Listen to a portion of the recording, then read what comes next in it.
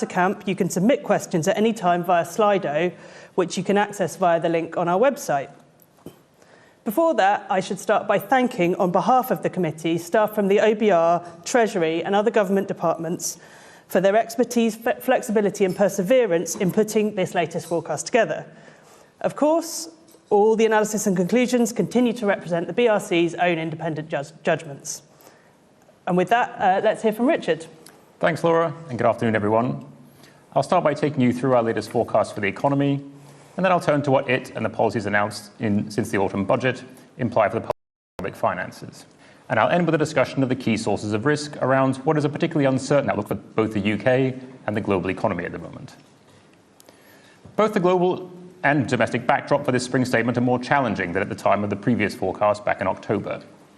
This has been most apparent in global debt markets, where, as you can see from the chart on the left, yields on government bonds have risen across many advanced economies since the autumn. Here in the UK, yields on 10-year gilts have risen by around half a percentage point since our last forecast to around 4.5% when we took a print of financial market expectations for this forecast. And market participants now expect both bank rate and gilt yields to be higher over the next 5 years, as you can see from the chart on the right. A second element of this more challenging environment is the rebound in energy prices and inflation. On the back of a colder than expected winter, European wholesale gas prices are now expected to start rising again to a peak of around 130 pence per therm, over 30% higher than assumed in our October forecast. The resulting increase in the Ofgem price cap, alongside higher prices for food and other regulated utilities, are collectively expected to push monthly CPI inflation up from 3% in January to 3.8% in the middle of this year.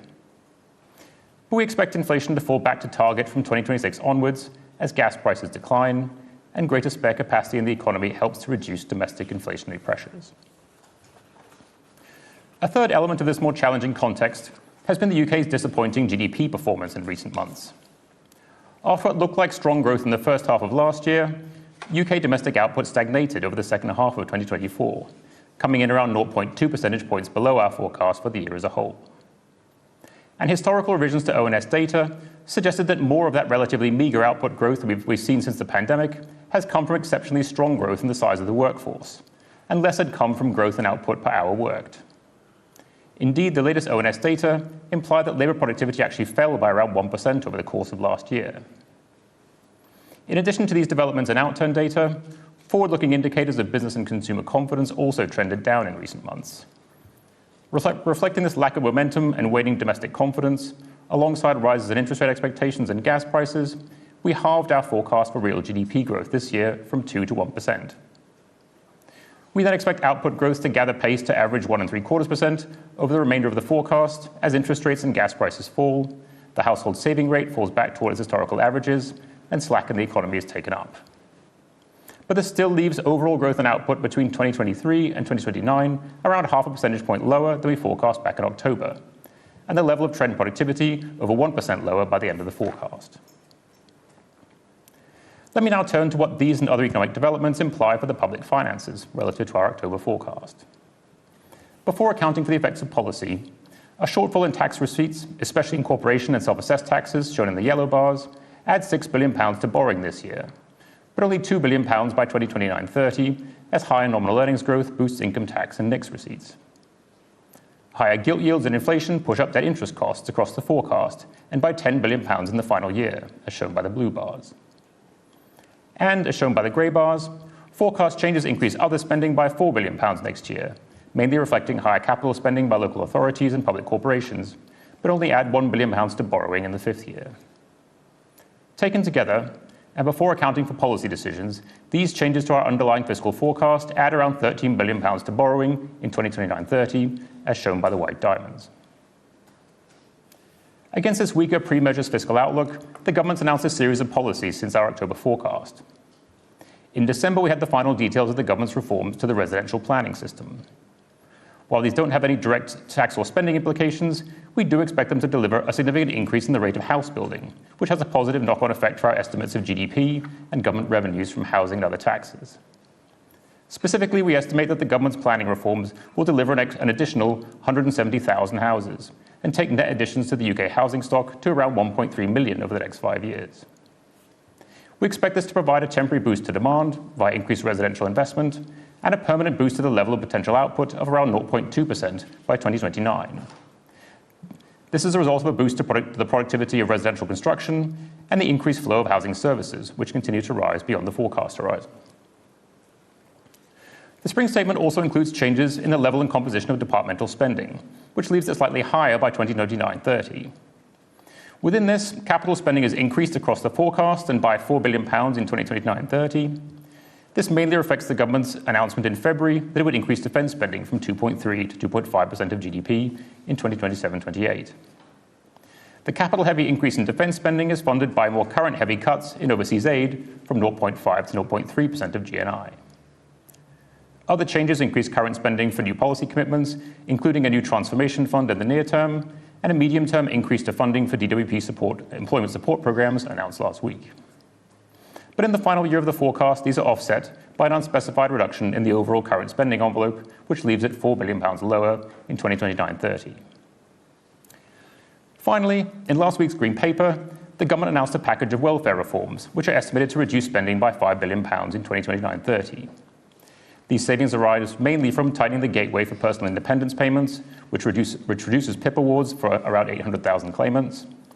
Further savings from reducing the generosity of health-related universal credit for 3 million families, with savings focused on new claimants after April 2026, whose health element is halved. And these reductions are partially offset by an increase in the standard allowance for all 7 million families on universal credit, and the decision to reverse the 2023 reforms that tightened the work capability assessment. Looking at how these policy measures compare against the deterioration in the underlying fiscal outlook since October, the policy package outlined on the previous slide results in a net reduction in spending of £4 billion in the final year of the forecast, shown in dark green, to which the Chancellor adds a number of tax increases, shown in light green, which reduce borrowing by a further £2 billion by the end of the forecast. And these policy changes, together with their indirect effects on the economy, leave borrowing around £4 billion higher in 2029-30 than we forecast back in October, as shown by the black diamonds. But because some of the spending changes, notably the defence increases and overseas aid cuts, swap lower current spending for higher capital spending, they return the current balance, the Chancellor's fiscal target, to exactly where it was in the final year of our October forecast, as shown by the white circles on this chart.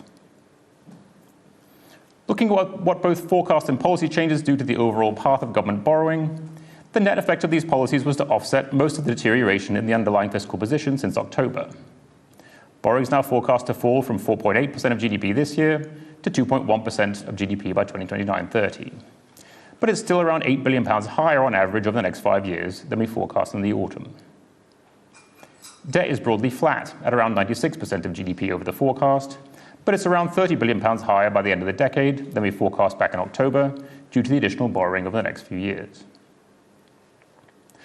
Looking at what all this means for the specific aggregates targeted by the Chancellor in the fiscal rules she set back in the autumn, as you can see from the lines and blocks on this chart, underlying forecast changes tip the current balance rule from a £10 billion surplus to a £4 billion deficit in the target year of 2029-30.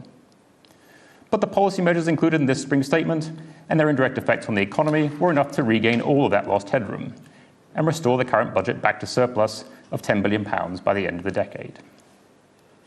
Turning to the Chancellor's target to get net financial liabilities falling as a share of GDP, this objective was on track to be met by £5 billion even before taking account of new policy measures. And the measures included in the Spring Statements return that headroom to £15 billion, also broadly the same as the Chancellor had back in October. £10 billion of headroom against the Chancellor's main fiscal rule may sound like a lot of money, but as you can see from this chart, it's a third of the average margin of £30 billion set aside by all Chancellors against their respective fiscal rules since 2010. It's the third smallest such margin any Chancellor has had against their rules over that period. And it's the same margin this Chancellor had left in her October budget, which was eliminated by an increase in interest rates and other relatively small forecast changes over the course of just the last few months. This illustrates that the headroom that the Chancellor has maintained against her fiscal rules is a tiny fraction of the risk to the outlook over the next 5 years. This Spring Statement does make some progress in addressing 3 key risks we've highlighted in previous fiscal risk reports. First, it funds an increase in defence spending from 2.3 to 2.5% of GDP by the middle of the Parliament, although it also creates a new, more expensive and as yet unfunded commitment to increase spending further to 3% of GDP in the next Parliament. Second, the Pathways to Work Green Paper begins to address the rising cost of health-related benefits. But there are significant uncertainties around the costings, the welfare measures included in this forecast, and many of the broader policy ambitions in the Green Paper are yet to be clearly specified. Third, this spring statement breaks a historical pattern of asymmetric policy responses to forecast changes, in which windfalls are generally spent, but shortfalls are not fully made up. In this statement, on our central forecast, all of the £14 billion deterioration in the current budget was recovered by the final year. And the Chancellor's headroom was restored to the £10 billion she had in the autumn. But the array of potential claims on that small amount of headroom are large and varied, and I'd like to close by exploring three of those. Uncertainty around the UK's recent productivity performance, continued volatility in interest rates across advanced economies, and escalating global trade restrictions. One of the single greatest risks to the fiscal outlook arises out of the difficulty in interpreting what the most recent combination of population, employment, and GDP data implies for the future productivity of the UK economy. Our central forecast assumes that the fall in recorded output per hour worked that the UK has seemingly experienced over the last 2 years represents a mix of permanent structural weakness, temporary cyclical factors, and measurement challenges. And underlying productivity growth picks up from the 0.3% this year to 1.25% by the end of the decade, around halfway between its pre- and post-financial crisis averages. But this still leaves the level of productivity at the forecast horizon over 1% lower than in October. In this EFO, we also consider a downside scenario in which this very poor recent underlying productivity growth persists into the future and remains at just 0.3% per year over the remainder of the forecast. In this scenario, the current budget would end the decade in deficit by around 1.4% of GDP, and the Chancellor would miss her fiscal target by £48 billion. We also consider the implications of an upside scenario, in which all of the current observed weakness in productivity is cyclical, and output per hour returns to the same level we forecast back in October by the end of the decade. In this scenario, the current budget would be in surplus by around 1% of GDP, and the Chancellor would overachieve her fiscal rules by around £33 billion. A second key source of risk to the fiscal outlook is continued volatility in global interest rates. Since early October, daily 10-year gilt yields have varied by a full percentage point, between 3.9% and 4.9%. And as shown in the yellow on these two charts, it would take only a 0.6 percentage point increase in market expectations for gilt yields and bank rate to tip the current balance from a 10 billion surplus back into deficit in 2029-30, the target year for the Chancellor's fiscal rules.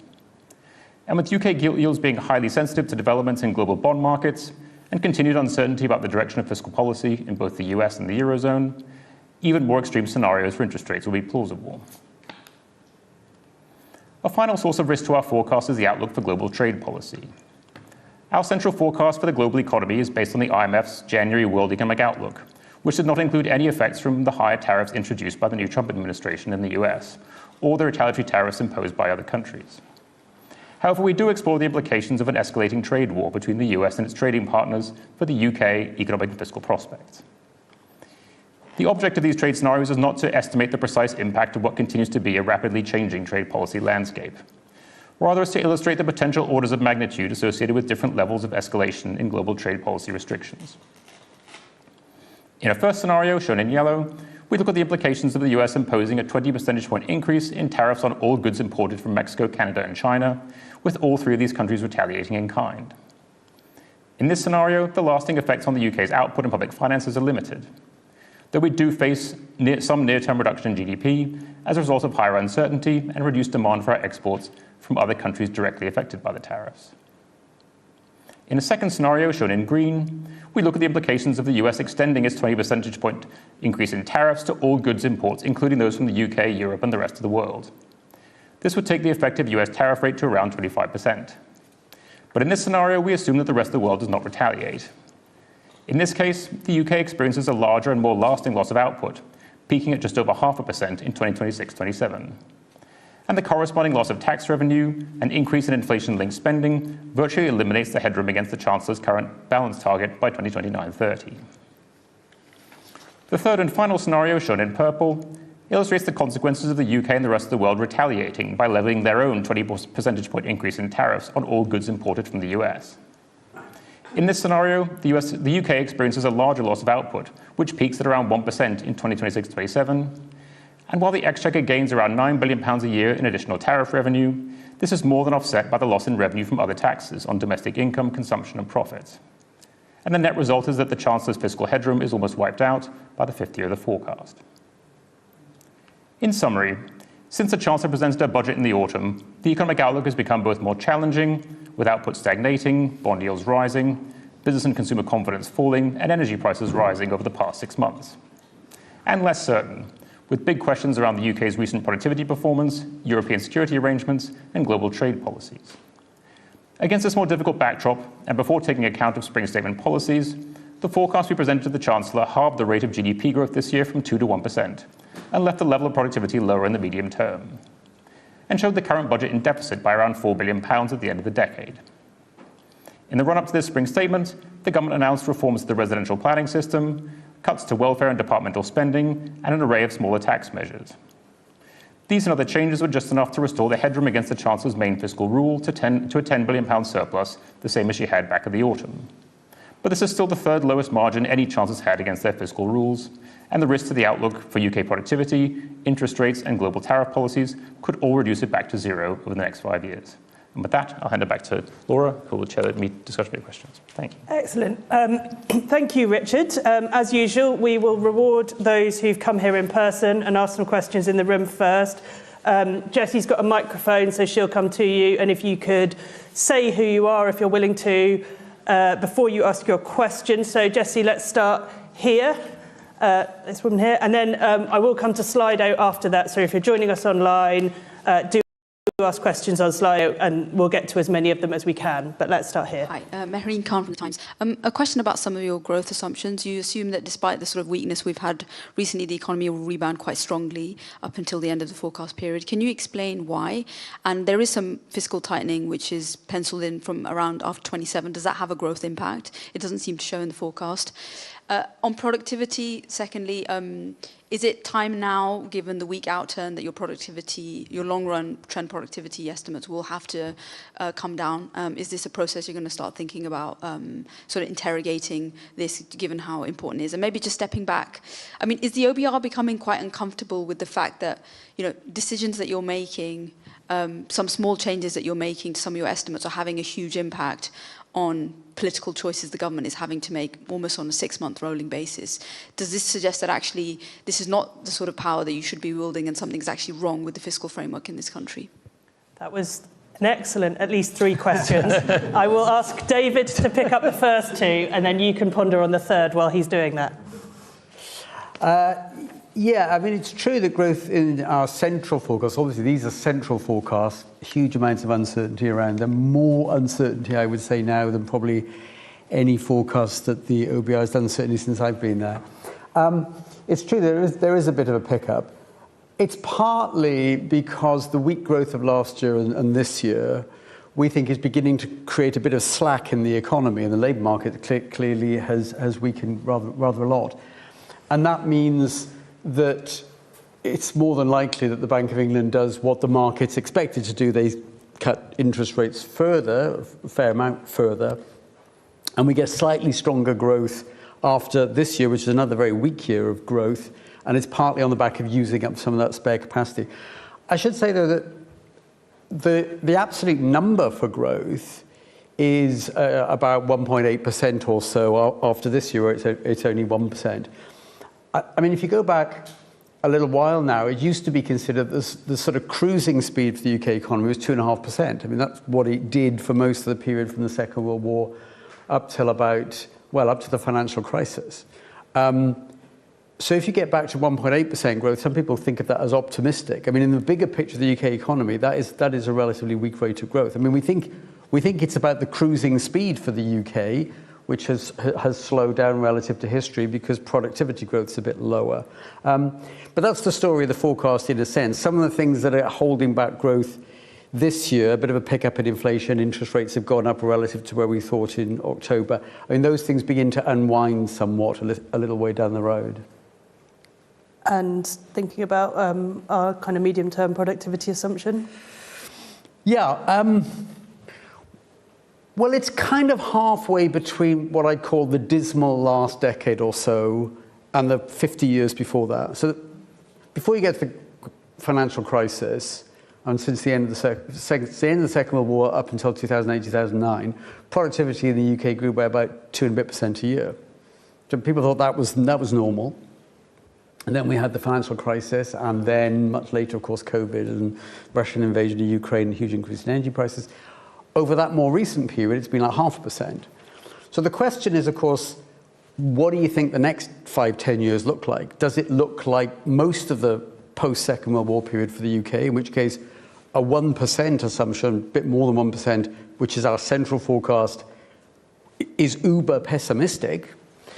Or do you think that the next 5-10 years looks like the dismal last 10 or 15 years, in which case our central forecast looks pretty optimistic? So it's partly a question of, well, what period in history do you think will be most like the next 5 to 10 years? And I think the honest answer to that is that economists have got no better insight into that than political scientists or historians or most people. And so what we do is we pretty much split the difference between the miserable last 10 years and the 40 years before that, roughly speaking. That gets you to a little bit north of 1% for productivity. Thanks, David. And Richard, are you uncomfortable about changes to the estimates given the tight numbers inherent in bits of our forecast? I guess on the broader question about the powers the OBR has, the powers that we have are the same ones we've had for the last 15 years, which are the ones given to us by Parliament, which are to produce a central forecast, to assess the costing of government policies, and to assess whether the government's on track to meet the fiscal rules that it sets for itself. Chancellors set their own fiscal rules. If they want to break them, they can. If they want to change them, they can. The task they give to us is to assess whether they're still on track to meet them once we take account of their policies. The Chancellors set their own policies as well. So all of those levers are very much in the hands of the Chancellor of the day. And one of the reasons why policy has ended up being very responsive to changes in our forecasts is because recently, as you saw in the graphs, Chancellors leave themselves tiny amounts of headroom these days against their fiscal forecasts. And so what you saw in this forecast, I think, has been emblematic of what you've seen in recent forecasts, which is very small changes in a fiscal forecast over a 5-year period. We're forecasting £1.5 trillion worth of revenue, £1.5 trillion worth of spending. What you saw here was a swing in the difference between the two of 14 billion. That is tiny by comparison to the totals that we are forecasting. Unfortunately, Chancellors have left themselves tiny margins for manoeuvre against their fiscal rules, which means if they want to stick to them, they have to adjust policy in light of what are relatively small forecast changes, given that we're looking 5 years ahead in the space of lots and lots of uncertainty. So I think the sensitivity of policy to our forecast is not driven by our forecast, it's driven by the fact that Chancellors tend to not achieve their fiscal rules by very much of a margin. Thank you. Question at the front. Thank you. Iron also from the Telegraph. I was hoping to ask how much of the growth downgrade comes from Rachel Reeves' own tax policy and potentially sort of talking down growth, and how much of it is, I guess, global factors or what she could blame on external factors. And could I also ask, as you mentioned, the headroom looks very small compared to sort of previous years. What are the chances that she'll have to come back in autumn and raise taxes? Excellent. So that was just 2 questions, so we're making progress. David on the first, and possibly Tom or Richard on the second. On the question, how much of it is that some of the tax rises announced in the October budget that are going to come into effect very shortly, mainly, of course, the increase in employers' NICs. I don't think we've changed our estimate of what effect that has. And in the October economic and fiscal outlook, we gave an assessment there, which was negative. It does something to employment. It knocks a bit off productive potential in the economy. Don't think we've seen anything in the period since then that changes that. So that's not the main factor behind a pretty big downgrade for growth this year. And that's really on the back of interest rates have gone higher, not just in the UK. It's happened in Germany, throughout most of Europe, in fact, to some extent in the US as well. The surveys, consumer confidence, business confidence, have clearly turned down a bit. And then you've got the actual estimates of GDP that have come out, which for the second half of last year were pretty weak. January number, it's only a month. basically flat, slightly falling, in fact, GDP. So it's those factors. And we haven't had any new taxes in this budget for us to put through. I mean, there are some sort of positives on the supply capacity of the economy to do with house building in this forecast. Of course, that doesn't do anything right now. In 2025, the lags are quite long. That's all at the end of the forecast period. Sorry, if you don't mind, do you not think the sort of weaker sentiment coming through in the surveys might be sort of because of the autumn tax rises? Could be. I mean, it's always difficult to know. I think businesses kind of realised pretty quickly after October that what it meant. Maybe some of the sort of very recent sentiment is partly a reflection of a growing realisation that we could be in for a major blow to trade. That wasn't there clearly in October, November. People know who the next president will be, but you never quite know what they might do. And now it seems a bit clearer that there's a real risk of tariffs. And we'll quickly do the second half of the question, which was, what are the chances of the headroom being retained through to the autumn, and will the Chancellor have to make changes to tax? Do you want to take that, Tom? Yeah, thanks. So, as Richard said in his presentation, the £9.9 billion worth of headroom is very small compared to the risks around the forecast. We assess the probability of meeting the target with that amount of headroom is basically around 50%. It's a central forecast, so we think there are risks in both directions, broadly balanced. But the risk analysis that Richard showed, that it would not take much to eliminate that headroom again. So a 0.6% increase in gilt and interest rates, a 0.1% lower productivity, the worst case tariff scenario that Richard showed could eliminate the headroom. But as I say, it's a central forecast, so we think the risks are broadly in both directions. Great. This gentleman here. Thank you, David Robinson, Market News. You've done something the Bank of England hasn't done, which you've got quite clear scenarios around the tariffs, which you just mentioned. Typically, people thought tariffs would be stagflationary. What you seem to have come up with is something where you get the hit to growth under different scenarios, but you don't get persistent inflationary effects. Just explain why you don't, and how confident you are you in that assumption that there won't be persistent inflationary effects from tariffs? You take that, David. Yeah. It's partly because there's for a start, if the UK, if there's a tariff war between various countries, but the UK stays out of it, maybe people put tariffs on us, but we don't reciprocate, then there isn't an increase in prices of stuff coming into the UK because we're not the ones who are applying tariffs. So it isn't much of a mystery that in those circumstances you don't get a big inflation effect on the UK. Now, one of the scenarios is it's all out war, everybody retaliates, whatever's done to them, they do back to whoever did it. And that is a bit more inflationary, but it's also more depressive of economic activity and GDP. And that is something of an offset.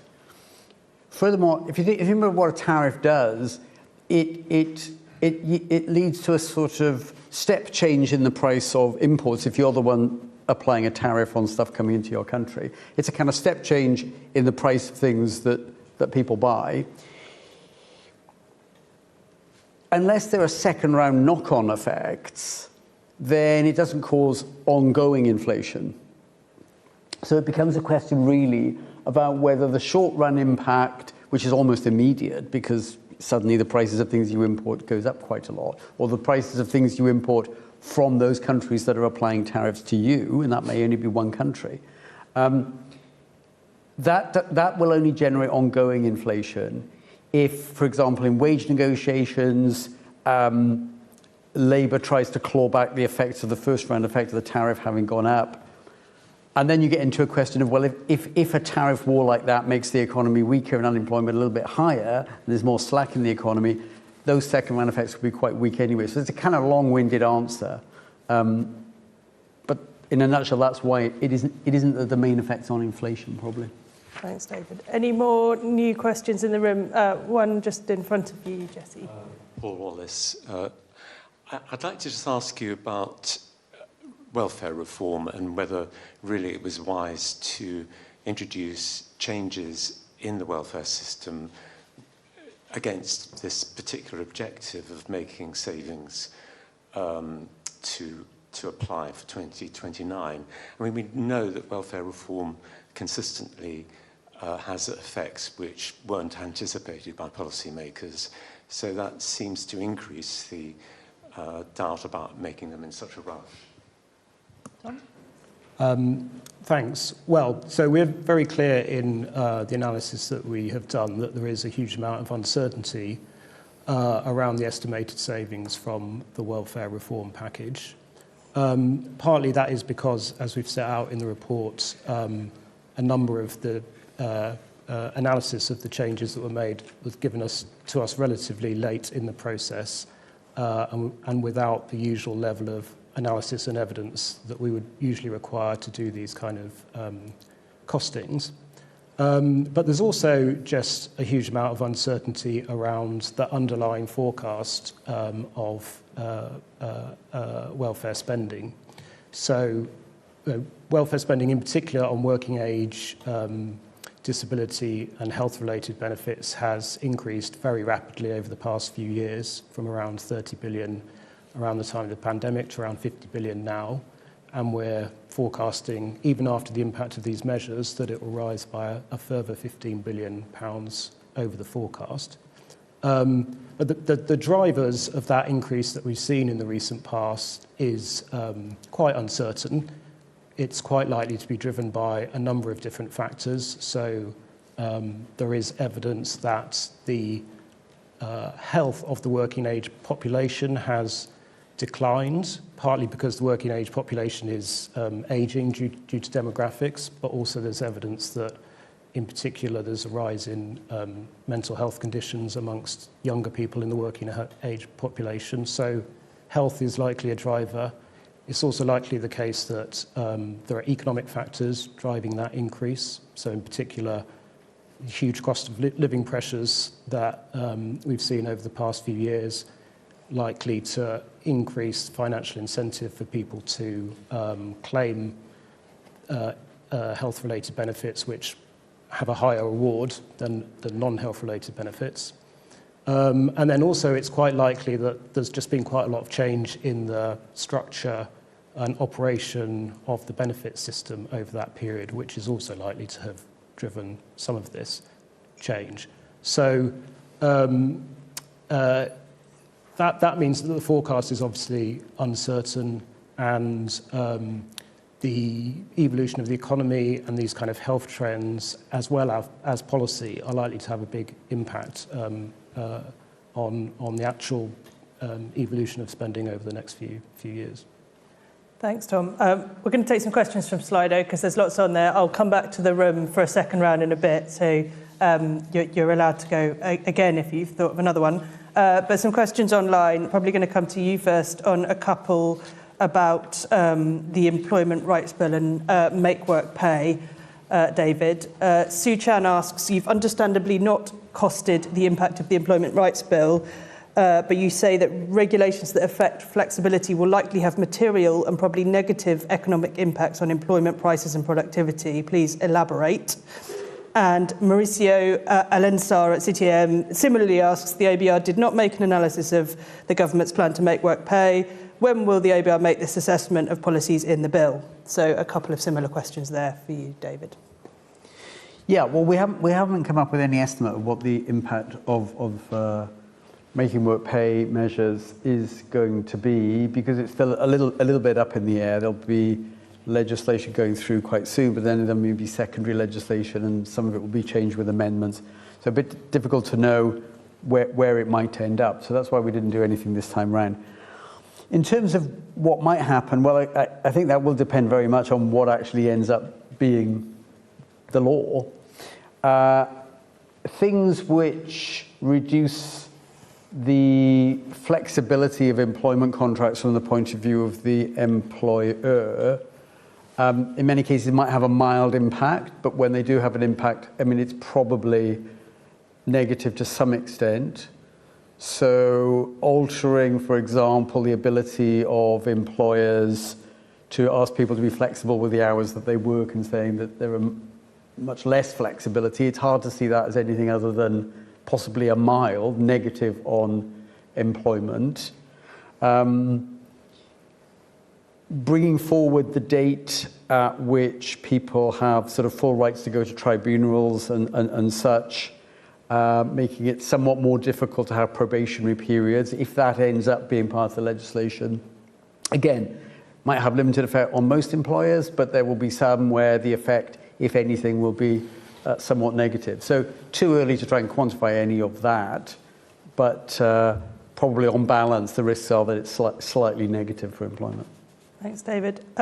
This one is a question for you, I think, Tom. Peter Ward asks, what are you forecasting for reductions in tax receipts as a result of the hundreds or thousands of the top 1% of taxpayers who provide around 30% of income tax receipts exiting the UK for other more tax-friendly jurisdictions? Thanks. So we made some assumptions at the October budget around the impact of the measures that were announced then, in particular on carried interest and on non-domiciles, that those measures would lead to an increase in high net worth individuals leaving the country, roughly in the sort of low thousands. We've not updated that assumption at this event, and we haven't seen any sort of strong evidence since October that would have led us to do that. The government has made one change to the non-dom reforms, but we judged that would not have a material impact on those judgments. I mean, more broadly, talking about the kind of uncertainties and risks around the forecast, all of our fiscal forecasts are based on the assumption that the tax to GDP ratio rises over the forecast period to what would be a historic high, around 5 percentage points higher than it was at the pandemic, around 2 percentage points higher than it is now. That's largely driven by policy decisions that the current government took at the last budget, but also that the previous government took when they froze personal tax thresholds. But that is another area of significant kind of risk and uncertainty around the forecast as to whether those policies will deliver the tax that we expect. Obviously, all the uncertainties that we talked about in terms of the economy are very relevant in terms of tax take as well. Thank you very much, Tom. Richard, I'm going to come to you. Just a couple more questions on tariffs. Someone asked for clarification of whether our forecasts include any tariffs or not. And David Maddox from The Independent asks, how precarious are your forecasts given the possibility of Trump imposing tariffs next week? And even if he doesn't, the requirement for the government to meet its house building targets. So a couple of uncertainties there. Do you anticipate being forced to make major changes? So mostly tariffs with a little bit of house building too. Yeah. So our central forecast is based on the IMF's January World Economic Outlook for the global economy, which was also the practice followed by the Bank of England in their recent forecasts, which didn't include any impact from the new US tariffs on the global economy and therefore on our global forecast. As you saw in the presentation, the impact of the additional tariffs that have been imposed so far on Mexico, Canada and China are relatively limited for the UK in the medium term, but scenarios where the US imposes much more significant tariffs on the rest of the world, on Europe, on the UK, do have material impacts on our growth forecast up to 1% in next year at the peak, and can have quite big fiscal effects. So I would say our forecast is very sensitive to what US tariff policy turns out to be, which we will find out more about in the coming days. I would say it's less sensitive to what happens on the housing side, partly because house building, it only really ramps up additional house building only really ramps up towards the end of the forecast. Even at the end, it's only adding about 0.2 to potential output by the fifth year of the forecast, and it's generating the better part of £3 billion worth of extra revenue by the end of the forecast. So not hugely sensitive to housing, but significantly sensitive to what happens in global trading arrangements. Thanks, Richard. This one is, I think, for you, David, from Philip Inman at The Guardian. The Chancellor said public investment would crowd in private investment, but the OBR believes it will crowd out the private sector. Can you explain why, when you say that slack and the output gap has increased? Well, it looks like because we had relatively low growth last year, particularly in the second half of the year, and that seems to continue at least into the early part of this year, and we think it's going to be another low growth year. I mean, that is opening up a bit of slack in the economy that we think. And you sort of see signs of it in the labour market with vacancies have come down really quite sharply recently, and firms' hiring intentions seem to have slackened off. So that's pretty clear evidence, I think, that there is opening up a bit of slack in the UK economy.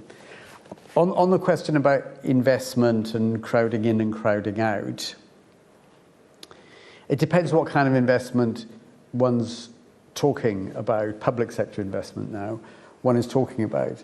If you get a lot more investment on transport, on building new roads to areas of the country, that's likely to have positive knock-on effects on private sector investment. Housing probably doesn't have that same sort of effect, and that's the main increase in investment that's taking place. Although I should say, of course, that the extra house building that we think is coming is not government building houses itself. It is allowing more houses to be built by the private sector. So that's kind of directly increasing private sector investment because that's what it is. What was the third part of the question? There wasn't a third part of the question. No, I think you've done a decent job on the main bits. Thank you very much. Very kind of you to say. Well, it's my pleasure. We've got loads, so we'll rattle through a few more. A question on our asset purchase facility assumptions.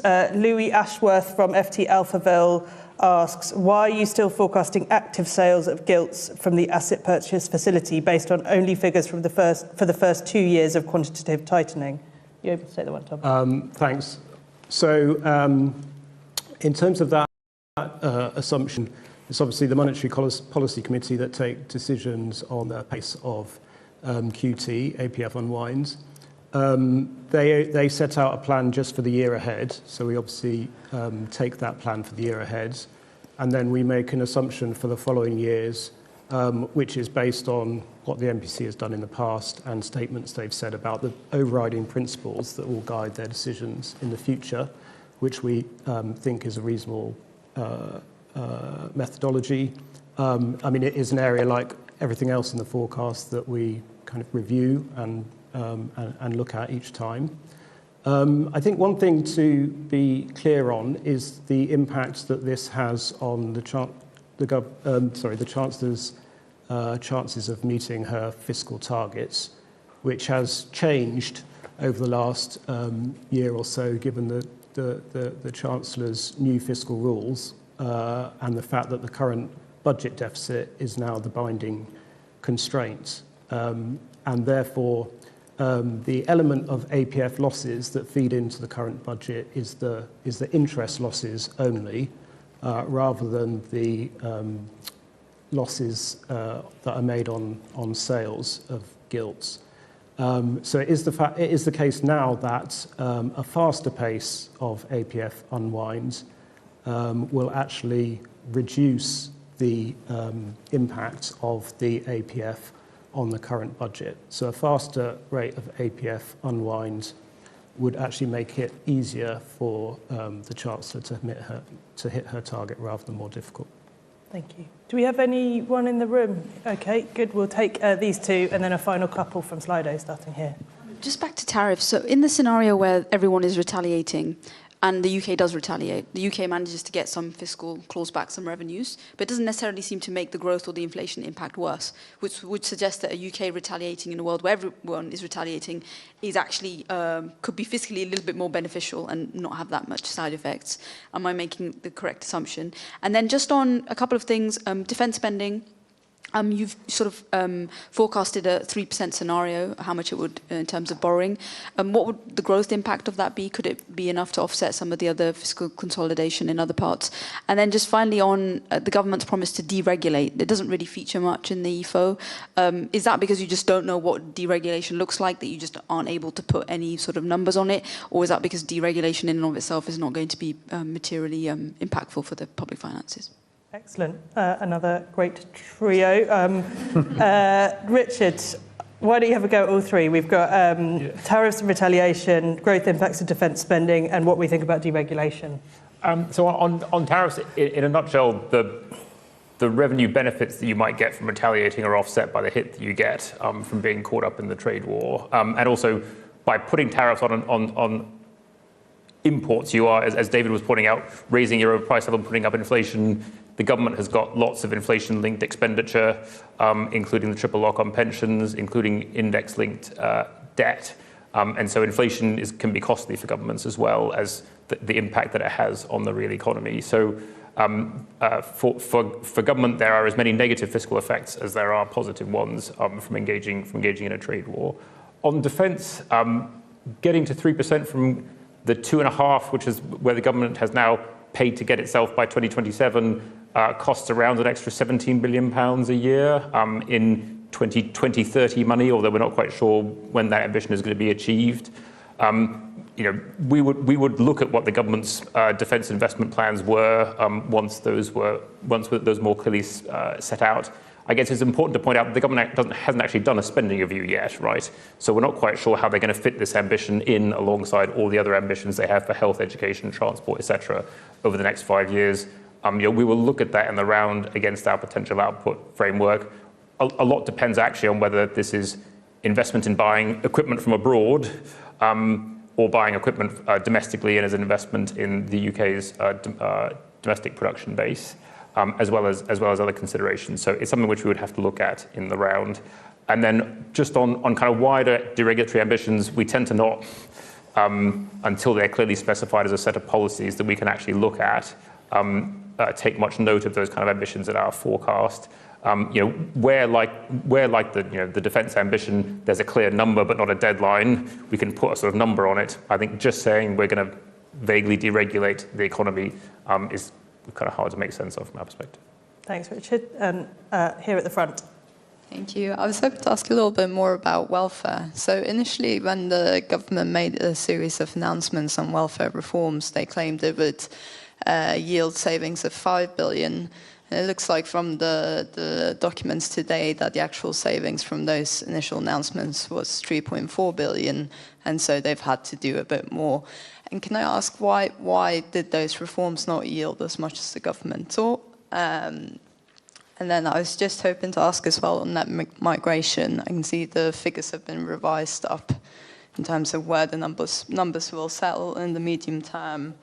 And you mentioned that they'll probably be revised higher again. What's the impact of that in terms of growth and other factors that you look at? Great. I think we can hear from all of the panel on bits of that. So, Richard, can you start a little bit on the process around welfare? Tom, maybe a little on the welfare numbers, and then David on net migration. Yeah, so just on the process on welfare, I mean, one thing to say is that this is very much a preliminary view from us on the overall impact of the welfare package.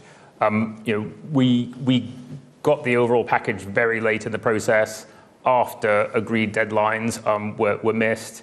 We didn't get all of the detailed evaluation that we usually have alongside those measures in this forecast. And also, a number of the elements of the package are not particularly well specified. For example, there is in that a government commitment to introducing an employment support programme, but that is pretty much all it says. We don't know how many people it's going to be operating upon, how it's going to be rolled out, what kind of support it's going to provide. So we will take a further look at this once the details of the whole green paper are clearer. In terms of what how our £5 billion compares to sort of other numbers in the government's own publications, maybe Tom can say a bit more. Yeah, well, so the £5 billion worth of savings to welfare is the number that we have assessed and estimated in our publications. The 3.4 billion that I think you mentioned is the number that you get if you subtract from that the cost of DWP departmental spending to fund the employment support programme that Richard mentioned, and also some additional money to fund fraud and error and some other programmes, which add up to 1.4 billion. So the 3.4 is essentially 4.8 of AMI savings minus 1.4 of DWP departmental spending. And both those numbers are consistent with the ones we have. And a view on net migration, David? Yes, you're absolutely right, of course. The number that we project coming down from the current recently very high levels of net migration toward, we thought that was going to be 315,000 a year, if I remember correctly. It's now something like 340, so it's about £25,000, 25,000 people, I should say, more. That's still a steep fall, and that looks almost inevitable given what's happening to visas, but it falls to a slightly higher level. So the question, what does it mean to have a slightly higher level, 25,000 a year more? Well, depends what kind of people. That's a weak answer, but it's true. Most of them are probably going to work. Therefore, in terms of aggregate GDP, almost certainly positive. In many ways, that's not the thing that matters for quality of life, because GDP per capita is the relevant number there. And there it's less obvious. It will depend on what people do, what salaries, earnings they get, what output they generate. Probably true that in the short run, to have more people coming into the country gets you a short-run fiscal benefit, even if their pay is relatively low. But if their pay is relatively low, beneath average pay in the people who work in the UK by some margin, then further down the road, it becomes fiscally neutral and may even turn to fiscally negative. So it depends very much on, well, who's coming. Great. We'll finish off with a few questions from Slido. Tom, we've got some questions about the latest public finances data that was published on Friday, I think.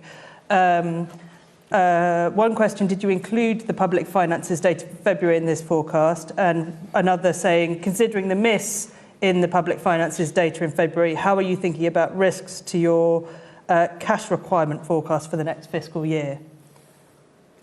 So quickly, we incorporated all of the information from the January ONS release, and quite a large proportion of the information from the February release, but not the full release itself. And therefore, most of the news in there was incorporated in our forecast. I mean, it's always also important to say that there's always a lot of month-to-month movement in those numbers. A lot of revisions take place after the initial month, and a lot of volatility, in particular in public spending and local authority components of those releases. So it's wise not to put too much weight on any individual month. Thank you. Richard, a question on departmental spending. The OBR stated unprotected departments spending will need to be reduced by 0.8% in real terms by 2027-28. But the Chancellor said that spending across all departments will rise every year in real terms. How do both statements hold? So both the statements true. The Chancellor's statement was about the overall growth in the spending envelope, which does grow by about 1.2% beyond next financial year, so over the next spending review period, over which they're now concluding the spending review process. So overall spending is growing by about 1.2. Within that, if you take a sort of reasonable view of what based on historical precedent, health has got, you meet the defence commitment, you meet pressures in schools and elsewhere. What that leaves for the so-called unprotected departments would be, based on our estimates, real cuts in their budgets year on year of around 0.8. So the Chancellor's statement was about the overall envelope for spending, but within that, once you take account of pressures on some pretty big ticket items like the NHS, that does leave real cuts for some other departments. I should say that 0.8 is less than what the real squeeze was in our last forecast, and that's partly because there's been this swap between current spending for ODA in terms of into capital spending for defence. So that's freed up a bit of pressure on current budgets, which is what most of the unprotected departments spend. It's also significantly less than we saw in our forecast this time last year, but it's nonetheless real terms reductions in that group. And because that was succinct, I'm afraid get another question. A bonus question from Bertie, who says you have assumed fuel duty, a fuel duty increase will be actioned again versus the political choice of not increasing. You say it's 3.8 billion of revenue, which eats again into the headroom by about a third. Why do you keep doing this? We do it because that's what the law says we have to do, which is take stated government policy and put it into our forecast. After complaints by the Treasury Select Committee about this charade, they've also asked us to put in an alternative scenario which shows what governments have actually done year on year since 2011, which is to freeze fuel duty or indeed cut it in some events. And so we also produce a version of our forecast, including our assessment of performance against the fiscal rules, which includes that freeze on fuel duty, which would be more in line with what governments have actually done over the last 15 years, rather than what governments have promised they would do over the last 15 years. Even in that scenario, the Chancellor's still got some headroom left because she's left herself £10 billion, but it is a significant knock to that. Thank you. We've got quite a few questions on real household disposable income, David. There's a big upgrade to RHDI in 2024. Is that where the growth comes from? John Paul Ford Rojas asks, the Chancellor boasts of higher living standards, but they only go up after the tax threshold freeze ends. How likely is that to happen? And does that mean an RHDI recovery is less certain? Philip Inman at The Guardian asks, there is a significant increase in per capita incomes next year. Can you explain what lies behind that? So I think that's a few questions in and around per capita GDP and RHDI. Okay, quickly. The main boost to real household disposable income in the short run, it comes from the fact that wage settlements are running quite a long way ahead of inflation at the moment. I mean, we think that's going to slow down. It's somewhat transitory, but while it lasts, it's the main driver of higher real household disposable income, because not surprisingly, for most households, nearly all of their income comes from employment, and wage settlements have been running at 5-6% or so, and inflation's now dipped under 3%. Further down the road, we think wage settlement is going to come down to barely exceed the rate of inflation, and that slows down the rate of growth of real household disposable income. Over the 5 years as a whole of our forecast period, there's some growth in real household disposable income, but frankly, it's at a pretty low rate relative to the longer run history of the UK. I mean, it's something like 0.5% a year. Again, I'm making the past sound like a wonderful place, but in the old days, one got used to productivity being around about 2% real a year, and so people's real income was going up. Most people's real income was going up by about 2% a year. So 0.5% a year for 5 years would be a really period of very low growth in real household disposable income. Great. My watch hasn't ticked over yet, so Richard, a final question for you. It's a good one to end on. In a £2.5 trillion economy, why is headroom of £9 billion so low? Any project manager would have a risk pot of around 5 to 10%. You've listed many risks. Are we going to see them scored in future? So what we always do around our central forecast is show where the risks lie. We try and take a central path through that risky world, but I think it's fair to say that the UK has experienced a lot of shocks over the recent past, and the bigger the shocks have got, the lower the headroom that chancellors have left themselves, which is clearly something which goes against one's expectations. I think one of the challenges chancellors have faced in trying to rebuild headroom in the current environment is the fact that we have a very high stock of debt and interest rates have been rising as these shocks have hit the UK economy. And that just means that the first claim on public resources is always servicing the debt.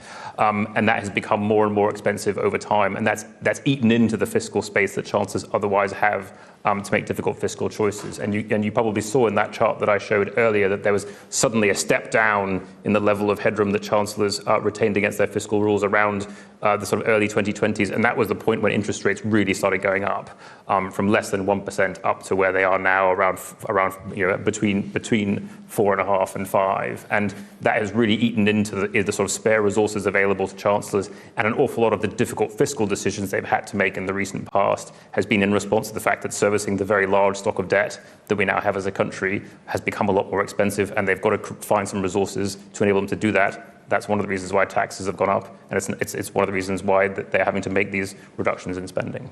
Thank you. That definitely is all we've got time for. So apologies, as always, to those whose questions we didn't get to. Do follow up with us if you'd like answers or further information. And I'll just finish by saying thanks to everybody for joining us today, and we look forward to seeing you at our next event following the publication of our Fiscal Risks and Sustainability Report in the summer.